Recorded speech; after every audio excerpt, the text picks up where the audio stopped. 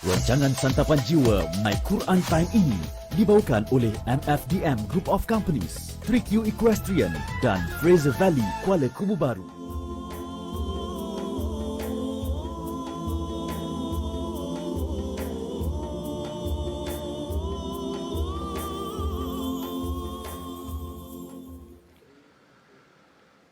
أعوذ بالله من الشيطان الرجيم بسم الله الرحمن الرحيم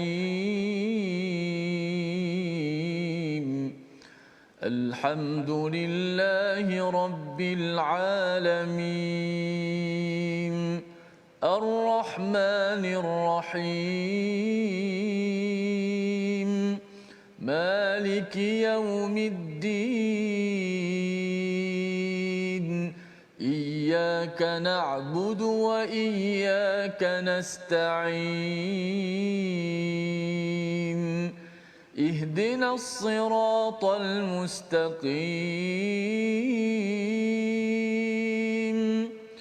صراط الذين أنعمت عليهم غير المغضوب عليهم ولا الضالين.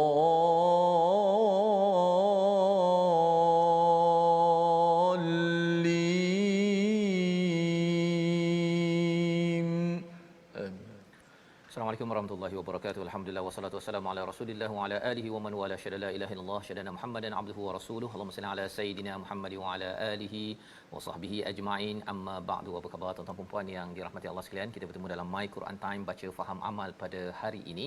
Kita ingin mengulang kaji 6 halaman yang telah pun kita lalui daripada hari Ahad hingga hari Jumaat, dan pada hari ini sudah tentu kita ingin mengulang kaji dengan bintang ilmuwan kita yang dihadirkan bersama. Alhamdulillah, ahlan wa sahlan kepada Ustaz Syahari Abdul Rahman. Apa khabar Ustaz?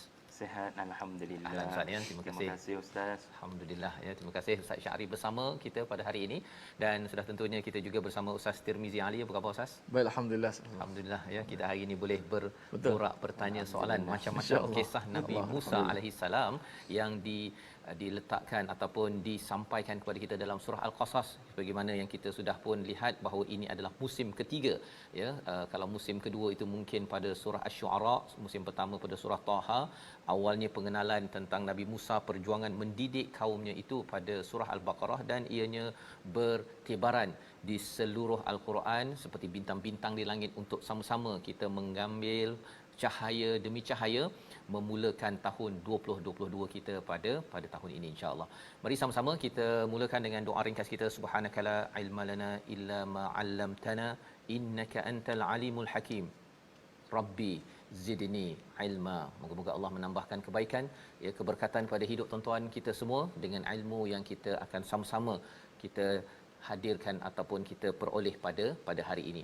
Kita sedang berbincang pada halaman 388 hingga 393, dan pada halaman 388 ini perjalanan Nabi Musa menuju ke Madian. Dan sampai ke Madian itu apakah yang berlaku? Salah satu peristiwa panjang dalam halaman 388 ini berkaitan dengan nampak dua orang wanita yang masih lagi bersama binatang ternakannya tidak mendapat peluang untuk mendapatkan air, dan berterusan kisah itu sehingga kan si wanita salah seorangnya ini memberi recommendation ya, cadangan pada ayah, tolong jadikan beliau sebagai pekerja. Apa pelajaran daripada ayat ini? Kita baca dahulu ayat yang ke-23 pada surah Al-Qasas untuk memulakan majlis kita pada hari ini, dipimpin Al-Fadil Ustaz Tirmizi Ali. Silakan Ustaz. Baik, alhamdulillah. Terima kasih Fadil Ustaz Tuan Fazrul dan penonton sahabat Al-Quran. Tak lupakan kepada tetamu undangan kita Ustaz Syahari Abdul Rahman. Insya-Allah akan sama-sama berkongsi pencerahan dengan ayat yang sangat penting untuk sama-sama kita tadabbur bersama-sama tentang Nabi Allah Musa alaihi salam. Dan insya-Allah kita akan mulakan majlis kita My Quran Time ayat 23 surah Al-Qasas. A'udzubillahi minasyaitanir. ولما ورد ماء مدين وجد عليه أمة من الناس يسقون ووجد من دونهم امرأتين تذودان قال ما خطبكما قالتا لا نسقي حتى يصدر الرعاء وأبونا شيخ كبير. صدق الله العظيم. Surah Al-Azim ayat 23, dan ketika dia sampai di sumber air negeri Madian, dia menjumpai sekumpulan orang yang sedang memberi minum kepada ternakannya di sana, dan dia menjumpai di belakangnya yang ramai dua orang wanita sedang menghambat haiwan ternakannya. Lalu Nabi Musa berkata, "Apakah maksudmu?" Kedua wanita itu menjawab, "Kami tidak dapat memberi minuman sebelum pengembala itu memulangkan ternakannya, sedangkan ayah kami adalah orang tua yang telah lanjut usianya." Apakah pelajaran sebenarnya daripada peristiwa ini? Kita terus bersama Al-Fadhil Ustaz Syahri Abdul Rahman. Silakan Ustaz. Terima kasih Ustaz Fazrul Ismail, terima kasih Ustaz Tirmizi. Alhamdulillahirabbil alamin wassalatu wassalamu ala Rasulillah wa ala alihi wa sahbihi wa barik wa sallim.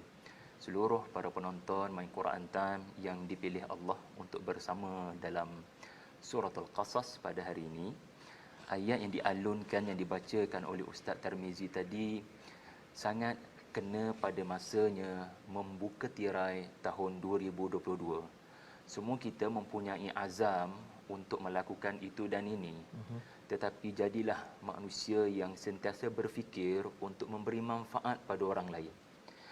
Ayat Al-Quran bagi seorang mukmin, dia bacalah mana-mana ayat pun, dia pasti boleh mengaitkan dengan kehidupannya. Jadi ayat 23 ini memanglah secara tersuratnya menceritakan tentang Musa alaihi salam tidak senang duduk apabila melihat dua wanita didiskriminasikan, dizalimi oleh kaum-kaum lelaki di Madian. Musa bertanya apa yang tak kena. Lalu Musa alaihi salam tanpa memanjangkan kalam terus menghulurkan bantuan. Dan perlu diingatkan di sini, yang lebih perlu kepada bantuan adalah Musa alaihi salam. Baginda bukan buat lawatan sambil belajar ke Madian. Baginda melarikan diri daripada Mesir ratusan kilometer, berhari-hari, kebuluran, kemiskinan, hilang semua nama baik baginda akibat daripada peristiwa yang dirakamkan dalam Suratul Qasas, iaitulah terbunuhnya seorang Qibti. Jadi Musa lebih perlukan bantuan. Tetapi Musa memilih untuk membantu dua wanita yang dizalimi. Jadi pelajaran untuk kita, tuan-tuan puan-puan sekalian, percayalah Allah akan memberikan kepada kita rezeki yang tidak diduga apabila kita memilih untuk mengutamakan orang lain. Khususnya post banjir ni kan. Betul Ustaz. Kejadian musibah banjir baru-baru ini, kita memang ada masalah kita. Tetapi lihatlah orang lain yang lebih teruk keadaannya berbanding kita. Jangan pentingkan diri sendiri. Ya, saya ada urusan saya ada masalah saya sendiri. Biar kita ada jiwa Nabi Musa alaihi salam. Saya tidak senang dengan apa yang berlaku kepada wanita-wanita ini. Dan baginda wa yu'thiruna ala anfusihim walau kana bihim khasasah. Baginda melakukan apa yang disebut sebagai ithar, mengutamakan orang lain. Lalu dibantu wanita ini membawa haiwannya untuk mendapatkan air. Itulah saya rasa perkara yang mesti dijadikan azam bagi tahun 2022. Saya mahu bantu lebih ramai orang yang ditimpa musibah post pandemik, post banjir, tengkujuh di pantai timur dan seumpama dengannya.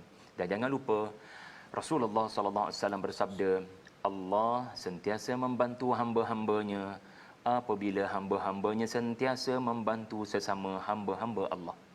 Jadi itu ayat 23 Ustaz. Masya-Allah, ya, itu adalah antara pelajaran yang kita boleh ambil daripada ayat 23 sebentar tadi, melihat kepada senario Nabi Musa belum lagi menjadi nabi Ustaz ya. Belum jadi nabi, tetapi akhlaknya itu sudah pun dilatih ataupun ditarbiah oleh Allah Subhanahu Wa Taala, dan itulah juga tarbiah pendidikan yang kita ingin bina pada tahun 2022, hujung 2021 kita akhir dengan pelbagai ujian, dan ujian itu bukan untuk menyatakan bahawa saya ada banyak masalah Ustaz ya. Saya ada banyak masalah jadi saya tak sempat nak tengok orang lain. Rupa-rupanya dengan melihat kepada orang lain itu, walaupun kita memang fakir, tetapi rupa-rupanya peluang berbuat kebaikan itu menyebabkan selepas itu Allah terus memimpin Nabi Musa, ya, Musa yang belum jadi nabi lagi ini terus memimpin, dan akhirnya dapat macam-macam Ustaz ya. Betul. Mula-mula tak ada penginapan, tak ada makanan, tak ada kerja, tak ada keluarga.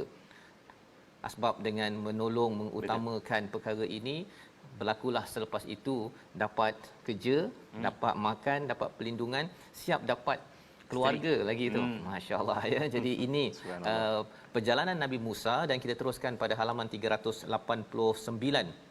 Kita melihat kepada apa yang pernah kita lihat dalam surah Taha, dalam surah-surah sebelum ini, Syuara, tentang bagaimana tongkat. Bila Nabi Musa ini sudah pun dilantik menjadi nabi, tongkatnya itu adalah satu mukjizat yang tersendiri, ya, bertemu dengan Allah Subhanahu Wa Taala. Dan kita nak baca ayat 31 untuk kita memaknai sekali lagi peristiwa di Tua ataupun di tempat Nabi Musa bertemu dengan Allah Subhanahu Wa Taala. Kita baca ayat 31 dipimpin Al-Fadhil Ustaz Tirmizi. A'udzubillahi minasyaitonir rajim. Wa an alqi 'asak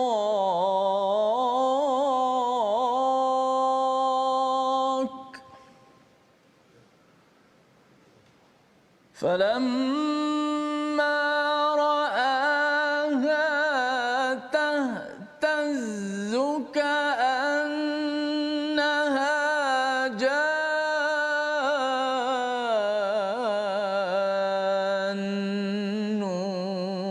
walla mudbiran wa lam yu'aqib. Ya Musa aqbil wa la takhaf innaka minal aminin.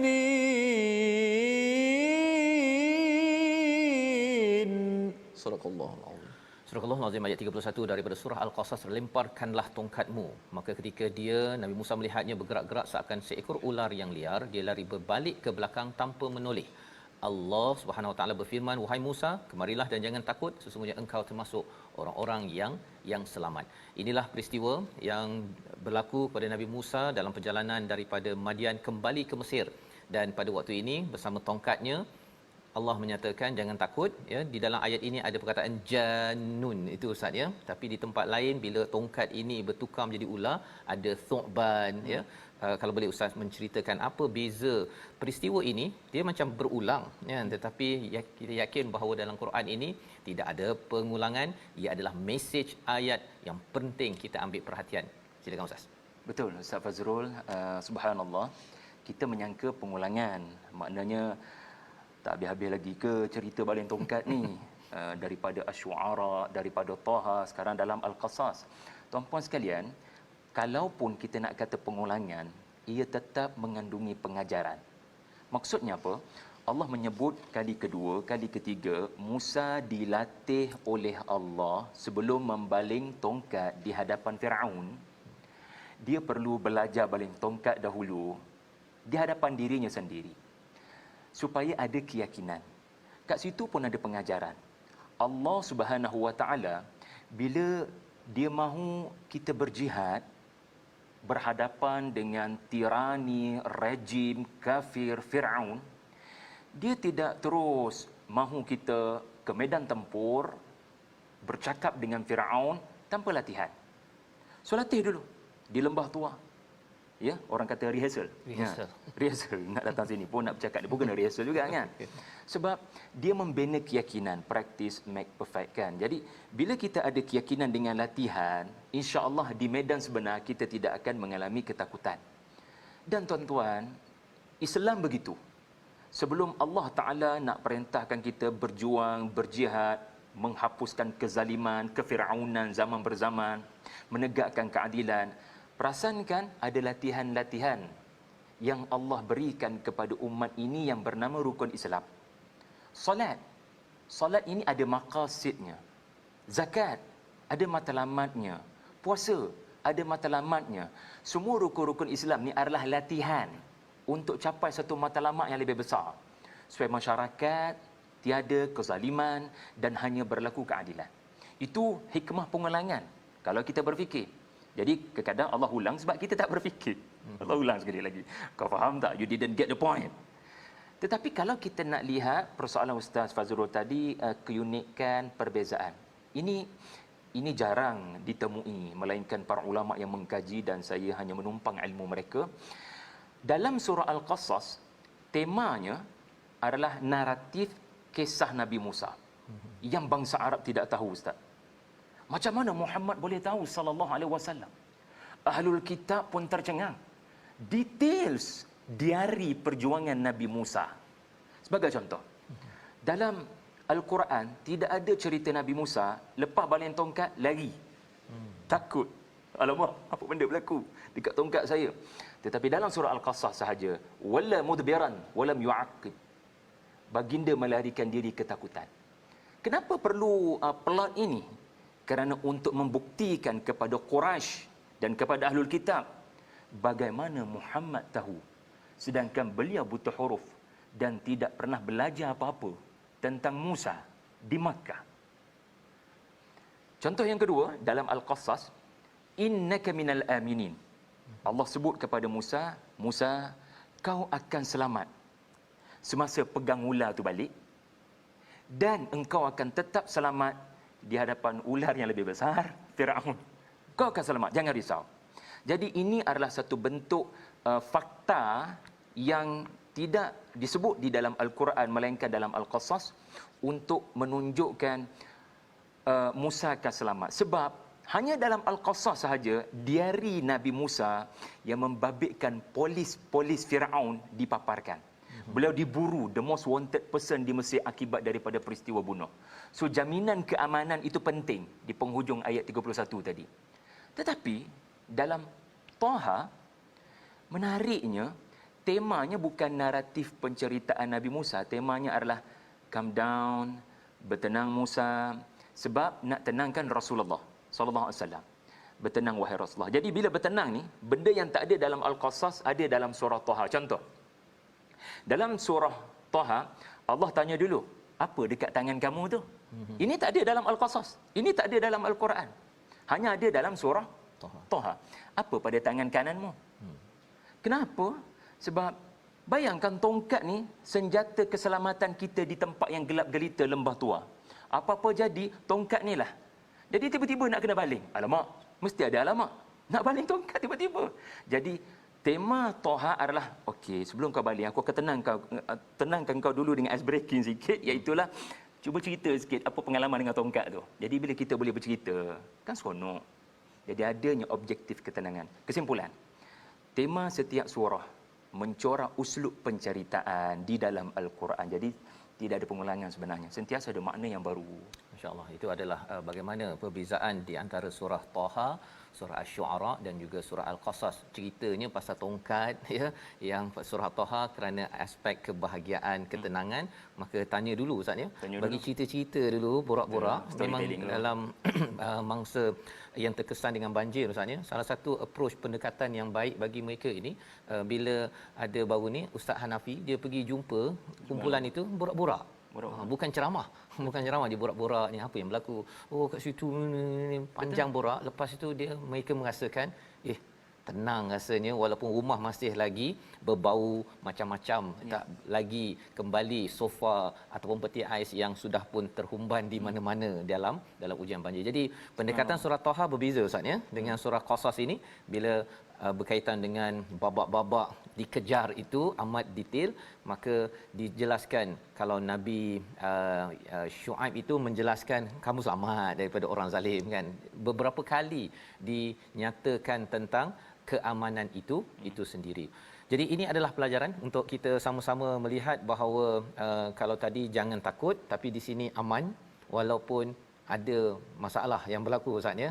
Teruskan perjuangan kerana keamanan itu sumbernya daripada daripada Allah, dan Allah akan terus membantu bila kita ingin berjuang membantu agama Allah Subhanahu Wa Taala.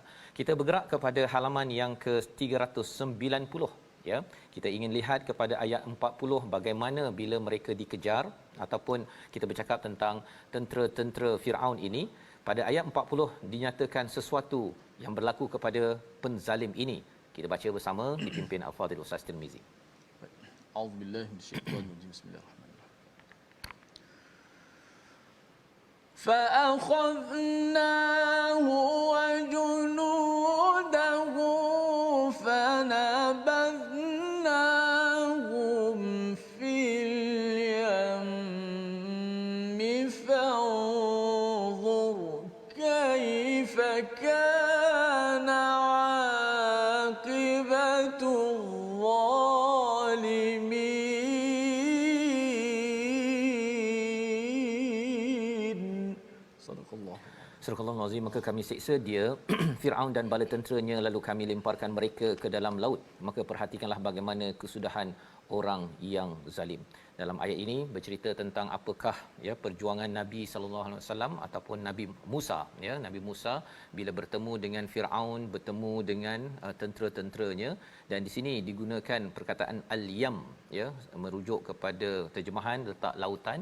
Tapi kita nak belajar bersama dengan Ustaz Syari bila kita melihat awal surah ini bercerita tentang yam juga ya, di mana ibu Nabi Musa diberikan ilham untuk meletakkan anaknya dalam basket ya, dalam raga, dalam tabut untuk berada di Yam.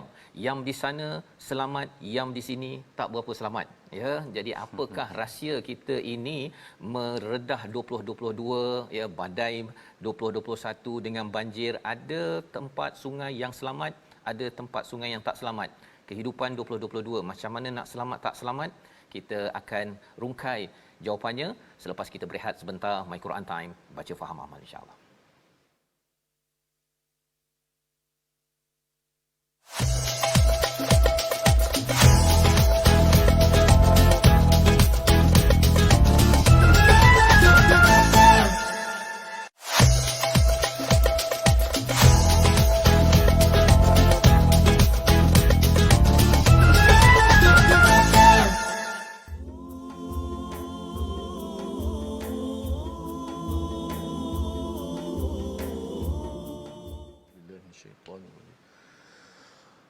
واستكبر هو وجنوده في الأرض بغير الحق وظنوا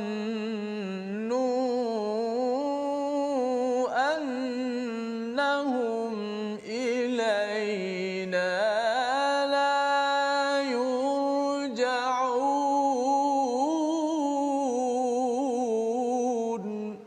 Sadaqallahu alazim.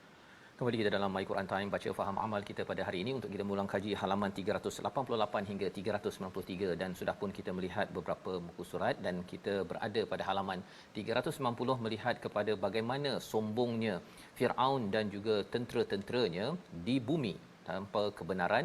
Wa dhannu annahum ilaina la yurja'un, mereka rasakan bahawa mereka tidak akan bertemu kembali kepada Allah. Amat yakin, dan Allah menyatakan pada ayat 40 mereka itu diseksa ya, dengan Firaun, dengan tenteranya.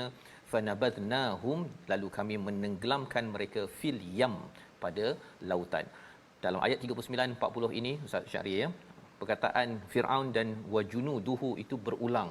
Nak cerita ini memang musuh betul ni ya, dan diletakkan istilah al-yam di sini. Dan al-yam ini kita sudah jumpa di awal surah Al-Qasas. peristiwa ibu Musa yang diberikan ilham untuk meletakkan anaknya yang amat dikasihi sudah tentunya ya, baby Musa, tetapi dua paradigma yang berbeza. Satu, sungai itu membawa kepada keselamatan, sungai Nil tersebut, tapi Yam di sini laut yang sama ke sungai yang sama tapi istilahnya sama. Kalau boleh Ustaz rungkaikan. Terima kasih Ustaz Fazrul, Ustaz Tarmizi. Alhamdulillah. Kalau boleh letak azam tahun 2022 ni kita nak study perkataan-perkataan yang berulang. Kerana pengulangan perkataan ini menunjukkan ada persamaan yang memerlukan kepada ilmu untuk kita ketahui. Baiklah. Al-yam, okey. Perkataan air ni dalam Quran telah diterbitkan dengan pelbagai perkataan. Kalau Allah Subhanahu Wa Taala nak fokuskan pada keluasan sejauh mata memandang, maka bahrun akan disebutkan. Bahrun akan disebutkan. Kalau fokusnya adalah ketenangan, kedamaian, air mengalir, maka nahrun. Nahrun akan disebutkan. Tetapi kalau fokusnya adalah aliran yang deras dan ganas, ya, aliran yang deras dan ganas, anda mesti berhati-hati, maka yam akan disebutkan. Lalu di awal surah Al-Qasas, apabila Allah memerintahkan kepada ibu Musa, letak anakmu elok-elok di dalam yam, itu bermaksud ibu itu sedang diuji kepercayaannya kepada Allah. Saya nak letak anak atas sungai Nil yang mengalir deras, melanggar batu dan boleh menjatuhkan anak endaku ini. Adakah anda percaya pada waktu itu? Adakah anda percaya anak anda akan selamat? Tetapi ibu Musa adalah model manusia yang meletakkan logik di tepi dan mendahulukan kepercayaan kepada wahyu. Adapun yam pada ayat yang dibacakan oleh Ustaz Tarmizi tadi juga menunjukkan kami baling, lontar, kami hapuskan kesan. Sebab bila air itu mengalir deras, anda tak sempat nak tengok. Kalau sungai yang tak mengalir deras, anda mungkin sempat lagi nak lihat apa yang mungkin terdampar di dasar. Sebab itu, saya Miri yang buat berhala tu, bila Musa hapuskan berhalanya dan membakar berhala itu, Allah sebut Musa membaling debu-debu itu juga dalam yam. Surah Taha ayat 97. Iaitulah lanansifannahu fil yam. Kenapa Musa baling depan Samiri debu-debu berhala itu? Supaya kamu takkan sempat kumpul balik debu-debu itu untuk berfikir bagi menghidupkan balik berhala. Jadi dalam ayat 40, Allah seolah-olah mahu mengajar kita, tak ada keperluan pun untuk kamu melihat kesan-kesan mayat itu pun. Aku hapuskan sampai kamu tak jumpa sesiapa pun kalangan mereka, kerana yam, kerana air itu bergerak deras. Dan kami apungkan hanya jasad Fir'aun. Itu pula berdasarkan surah Yunus. Semua itu bersebab tuan-tuan. Subhanallah. Wallahu a'lam.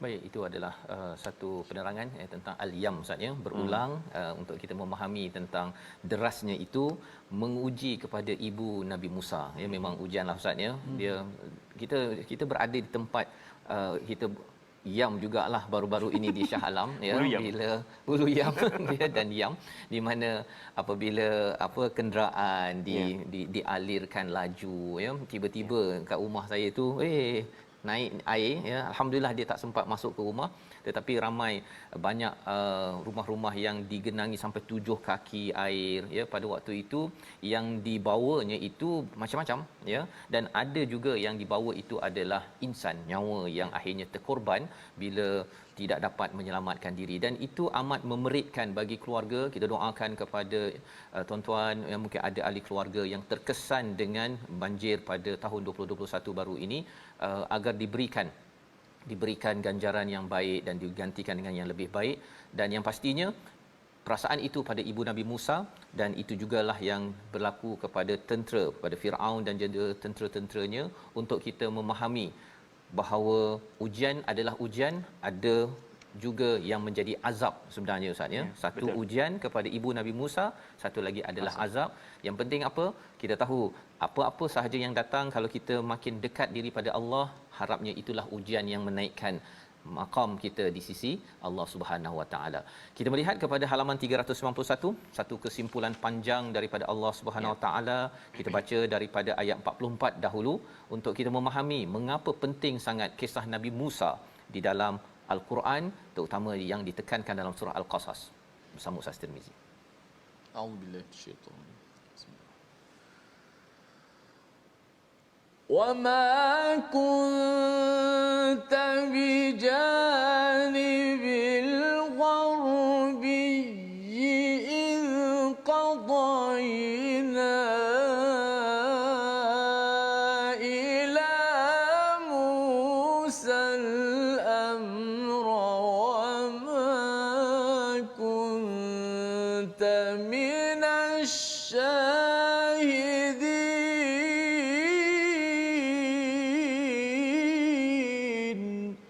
Sadaqallahu.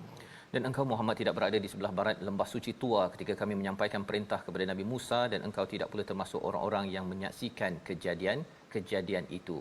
Dalam ayat ini ada perkataan qadaina Ustaz ya, qadaina. Dan kalau dalam peristiwa Nabi Musa itu ketika dia turun daripada istana pergi melawat ketika waktu ghaflah, waktu orang tengah senggang itu, ketika dia tolak itu waqada ya, qada juga yang muncul perkataan dia di situ. Jadi kalau boleh Ustaz ceritakan sikit perkataan qadaina ini dan apakah yang nak ditekankan dalam ayat ini, panduan untuk kita tahun 2022 ini.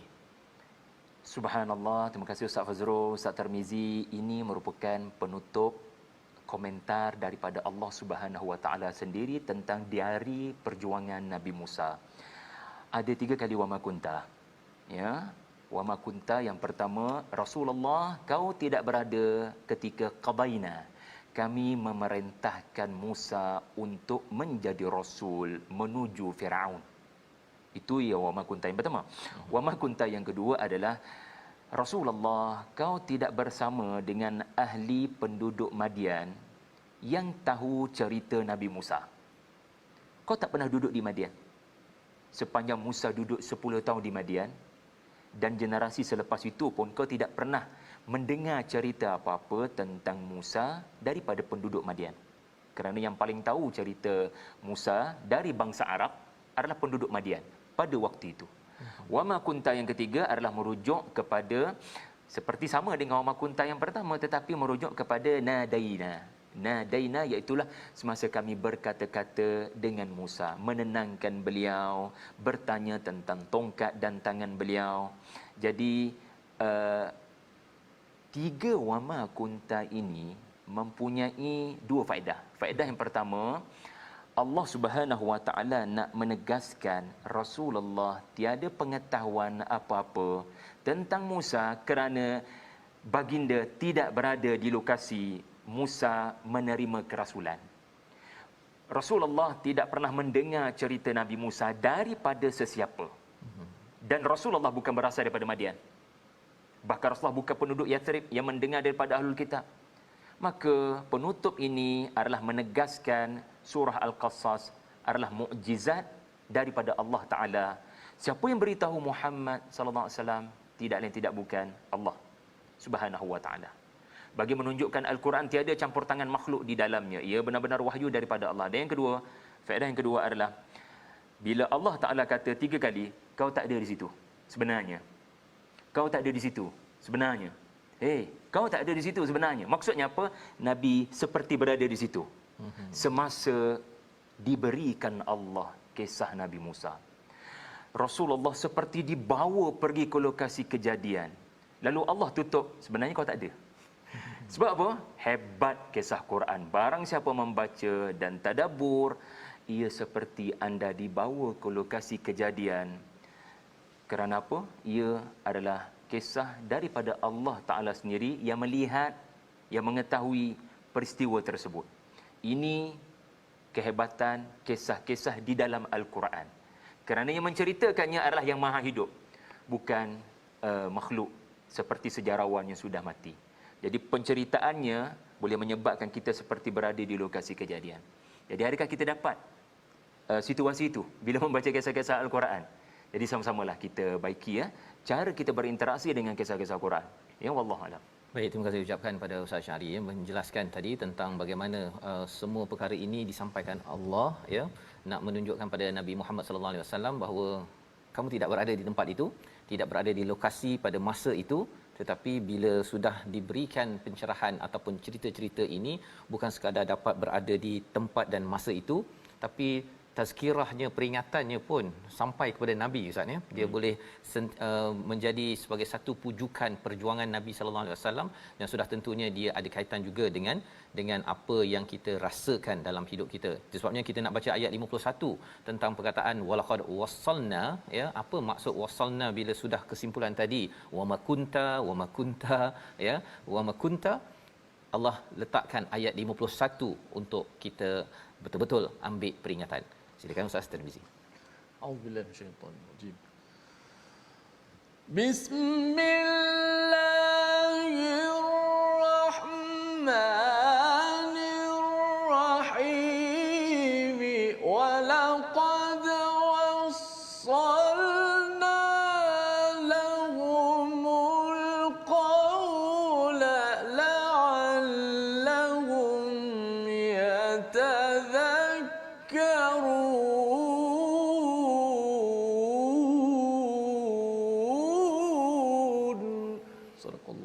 Dan sesungguhnya kami telah menyampaikan perkataan Al-Quran ini kepada mereka agar mereka selalu mengingatinya. Bila kita selalu baca tajwid Ustaz ya, belajar tajwid dengan Ustaz Tir, biasanya ada perkataan wasal. Wasal ini kena teruskan, ya, teruskan perjuangan. Jadi bila ayat ini ada tak kaitan dengan meneruskan, dan bukan yatadzakkar, bukan apa istilah di sini yatadzakkarun, dia ada sesuatu yang istimewa di situ. Silakan Ustaz. Subhanallah, wasala, ya, metaforanya beginilah. Tuan-tuan dapat lihat ada 3 meja di hadapan anda sekarang. Kalau saya sambung, ya, saya sambung, itulah yang disebut sebagai tausil ataupun wasala. Kita sambung, kita teruskan, kita cantumkan. Maka walaqad wassalna lahumul qaul, al-qaul di situ adalah al-Quran. Maka ia bermaksud yang pertama sekali, kami jadikan Quran yang turun kepada mereka ni satu persatu, satu persatu, satu persatu. Maksudnya apa? Kami akan berikan ayat-ayat tertentu sahaja, sebab manusia dia tak boleh terima jumlah ayat begitu banyak pada masa yang sama. Mukjizat Nabi Musa pun tidak berlaku 9 mukjizat tu serentak. Anda tahu kan? Mula-mula tongkat, lepas tu tangan, kemudian kemarau, belalang, katak, taufan, semua tu tidak berlaku sekaligus. Semua berlaku slow-slow, satu persatu. Ya, tetapi wasala, ia berkesinambungan. Kalau tengok cerita tu, pendek kata, habis je satu cerita, to be continue. Itulah yang dimaksudkan sebagai bersambung. Jadi Allah Ta'ala menerusi perkataan wasala, menunjukkan kami turunkan sedikit demi sedikit, sebab manusia memang perlu bertenang, perlahan-lahan untuk menghayati. Ya tadhakkarun. Kerana sifat manusia itu sendirilah kami tidak jadikan Quran turun sekaligus. Wassalah. Dan ini juga menunjukkan, kata Ibnu Ashur rahimahullah, kami cantumkan walaupun ia turun 10 ayat, 10 ayat, 10 ayat untuk mungkin 1 bulan 10 ayat, 1 bulan 10 ayat, 1 bulan 10 ayat, tapi at the end of the day dia jadi Quran, jadi surah yang bersambung-sambung. Semuanya ada kaitan, semuanya ada munasabah, semuanya ada hubungan yang erat. Jadi ini kehebatan perkataan wasala. Insya-Allah, itu adalah Al-Quran yang kita dah lalui 392 halaman Ustaz ya. Bagaimana kalau dulu mungkin surah Al-Baqarah itu cerita pasal Nabi Musa sedikit, kemudian kita berjumpalah dengan Nabi Yusuf. Ingatkan Nabi Yusuf ni tak ada kaitan sangat pun, kan? Tak jumpa pula Nabi Musa dalamnya. Tetapi bila pergi kepada surah nombor 20, surah 26, surah 28, nampak seperti babak-babak Nabi Musa. Betul. Ini macam moyangnya dululah 400 tahun yang lepas. Itu adalah Al-Quran Ustaz ya. Kalau Ustaz boleh bagi satulah kesamaan di antara moyang Nabi Musa ini, Nabi Yusuf alaihissalam dengan Nabi Musa, satu daripada beratus berpuluh yang ada, untuk kita rasa betul lah Quran ini dia turun sikit-sikit, kita baca sikit-sikit tuan-tuan. Tuan-tuan mungkin suka surah Yusuf kan, surah Qasas belum minat lagi, tapi bila kita dah baca-baca terjatuh hati pula kepada surah-surah yang mendatang. Satu contoh, Nabi Yusuf dan Nabi Musa yang sama Ustaz. Nabi Yusuf dari Palestin ke Mesir.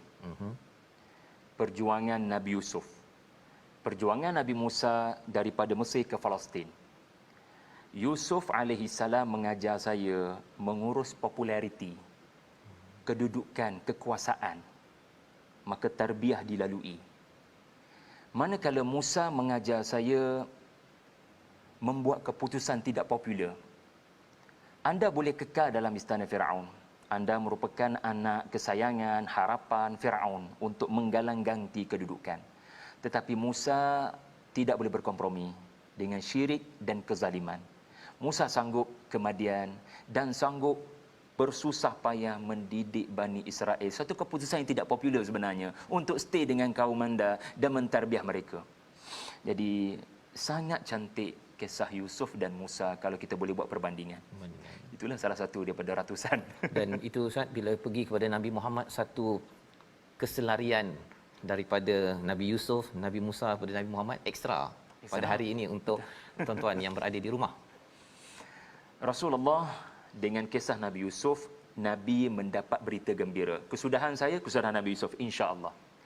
Manakala kisah Musa pula sebagai extension, kemenangan saja tidak cukup. Saya mesti bersedia dengan mengisi kemenangan. Ada manusia-manusia yang saya kena berhadapan walaupun sudah menang. Maka kisah Musa mengajar Nabi Rasulullah sallallahu alaihi wasallam, perjuangan belum selesai. Ya, sudah merdeka. Tetapi merdeka daripada penjajahan Abu Jahal. Tetapi belum lagi jiwa-jiwa munafikun ini merdeka. Maka kisah Bani Israel dipaparkan. Jadi lengkaplah diari perjuangan Rasulullah dengan dua tokoh tersebut yang ditemui di langit-langit Mi'raj. Masya-Allah ya. Jadi Nabi sallallahu alaihi wasallam menguruskan musyrik di Mekah ya, dan bila dah sampai Madinah itu kena uruskan munafik pula ya, dan Nabi dipanggil bertemu dengan Allah Subhanahu Wa Taala. Nabi Musa menguruskan orang-orang yang mencabar sikit dalam Bani Israel itu sendiri. Tak habis sampai meninggal, wafat ya, dan diteruskan oleh generasi ataupun orang-orang sahabat-sahabat ataupun pengikut Nabi Musa yang seterusnya. Jadi banyak kesamaan, dan kesamaan itu sudah tentu ada kaitan dengan kita jugalah Ustaz ya. Kita ambil pelajaran, walaupun perkara ini kita belajar wasalna tadi itu ia berterusan, tapi ia adalah babak-babak dalam hidup kita yang ada masa kita tak popular, ada masa kita popular, ada masa membuat keputusan yang mencabar, ada keputusan yang tidak mencabar. Semua itu kita ambil daripada al-qaul, daripada al-Quran. Jadi kita bergerak kepada halaman 393 ayat 60 untuk kita melihat afala taqilun. Mari sama-sama kita baca ayat 60 bersama Ustaz Tirmizi. A'udzubillahi minasyaitanir rajim.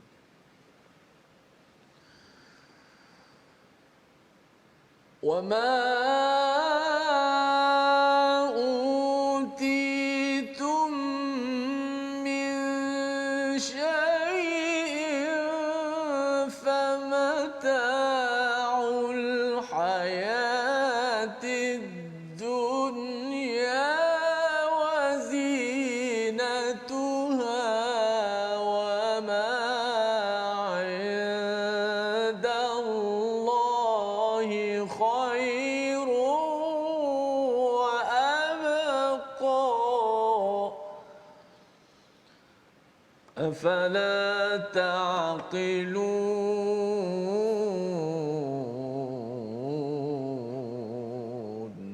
صدق الله.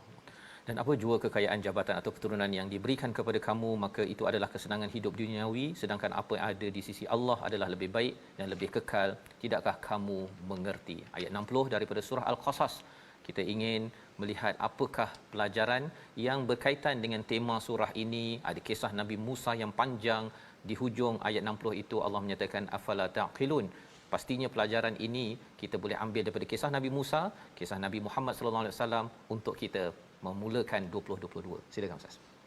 Afala ta'qilun, tidakkah kamu menggunakan akal? Tuan-tuan, dalam surah Al-Mulk, ahli neraka menyesal. Kenapa mereka ke neraka? Antaranya lau kunna nasma' au na'qil. Alangkah baiknya kalau kami menggunakan akal. Persoalan, apakah maksud akal? Adakah akal itu sekadar berfikir? Kerana proses berfikir ini ya boleh dilakukan di universiti, boleh dilakukan dengan kesarjanaan. Tetapi berfikir sampai tersentuh hati, itu yang disebutkan maksud akal. Apabila anda berfikir lalu sampai ke dalam hati anda pengiktirafan tentang adanya Tuhan, percaya pada adanya pembalasan, lalu anda perlu berwaspada dengan cabaran kehidupan. Ini yang dimaksudkan sebagai berakal. Maka kena bezakan antara ta'qilun dengan tatafakkarun. Kerana dalam surah Yusuf Allah cerita panjang lebar pasal Nabi Yusuf, tetapi permulaan surah Yusuf, ya, la'allakum ta'qilun, ya, inna anzalnahu qur'anan arabiyyan la'allakum ta'qilun. Bukan kerana orang Arab tak boleh faham surah Yusuf, tetapi kerana apa yang mereka faham tidak masuk dalam hati mereka, yang mencetuskan perubahan sikap. Kisah Nabi Musa Allah sebut rumusan bukan di awal surah, tetapi di hujung surah, ya, di penghujung kisah Nabi Musa, iaitulah afala ta'qilun. Dalam maksud yang sama, kau tak berubah perangai, kau tak terasa dalam hati apa-apa. Jadi jangan sekadar faham, tahu kronologi fakta Nabi Musa, tetapi tidak mencetuskan kesan dalam hati dan mencetuskan perubahan. Sebab tu ayat 60 bercerita tentang mengurus kehidupan. Kerana kita mesti memandang hidup kita dengan sudut pandang orang yang hatinya mempercayai Tuhan. Jadi 2022 mudah-mudahannya kita dapat jadikan ayat 60 antara asas utama, insya-Allah. Amin ya rabbal alamin. Kita berdoa pada Allah Subhanahu Wa Taala agar kita memulakan tahun ini, ya, pada setiap masa kita berteraskan kepada tauhid pada Allah Subhanahu Wa Taala seperti mana yang diperjuangkan oleh Nabi Musa alaihi salam. Walaupun ada cabaran, pernah ada kes sebelum ini, walaupun sudah pun 30 tahun 20 tahun di istana, tetapi akhirnya yang paling tinggi yang diperjuangkan adalah Allah Subhanahu Wa Taala. Kita berdoa di hujung ini, saya bersama dengan Ustaz Syahri, doa agar kita terus istiqamah menjejak Nabi Musa, Nabi Muhammad sallallahu alaihi wasallam. Bismillahirrahmanirrahim. Alhamdulillahirabbil alamin wassalatu wassalamu ala Rasulillah wa ala alihi washabbihi wa barik wa sallim. Allahumma arhamna bil Quran waj'alhu lana imaman wa nuran wa hudan wa rahmah. Ya Allah, ya Tuhan kami, jadikanlah Al-Quran yang kami baca, Al-Quran yang kami faham, dapat kami amalkan dalam kehidupan, dapat kami jelas pengajaran-pengajarannya. Jadikanlah kami dari kalangan mereka yang membaca Al-Quran lalu memahami satu persatu ayat-ayatnya merupakan peringatan daripada pencipta kami, Tuhan kami. Allahumma ja'alna minal ladina yastami'una al-qawl fayattabi'una ahsanah. Ya Allah, jadikanlah kami dari kalangan mereka yang mendengar kisah Nabi Musa alaihi salam lalu dapat melakukan perubahan sikap dan perangai dengan mengambil teladan daripada Musa alaihi salam dan orang-orang yang beriman bersama dengannya. Dan jangan jadikanlah kami seperti Bani Israel yang degil dan keras hati mereka, lalu tidak terkesan dengan apa pun mukjizat dan ayat-ayat-Mu. Rabbana zalamna anfusana wa illam taghfir lana wa tarhamna lanakunanna minal khasirin. Rabbana atina fid dunya hasanah wa fil akhirati hasanatan wa qina adzaban nar. Wa sallallahu ala Muhammad wa ala alihi wa sahbihi wa barik wa sallim. Walhamdulillahi rabbil alamin. Amin. Amin ya rabbal alamin. Saya mengucapkan ribuan terima kasih kepada Ustaz Syahri Abdul Rahman berkongsi bersama pada hari ini. Sudah tentu bagi tuan-tuan yang mengikuti 6 halaman pada minggu ini, pencerahan demi pencerahan itu akan menjadikan kita makin jatuh cinta pada surah Al-Qasas, dan inilah yang kita ingin bina dalam masyarakat, mengambil Al-Quran sebagai rabi', sebagai penyejuk ataupun taman kepada hati. Dan tuan-tuan dijemput untuk bersama dalam tabung gerakan Al-Quran untuk sama-sama kita berkongsi rasa perjuangan dan kita menyebarkan Al-Quran ini di mana-mana sahaja. Jadi insya-Allah kita bertemu lagi dalam halaman baru pada hari esok menyambung surah Al-Qasas. Kita sama-sama doakan Allah izinkan My Quran Time baca faham amal, insya-Allah.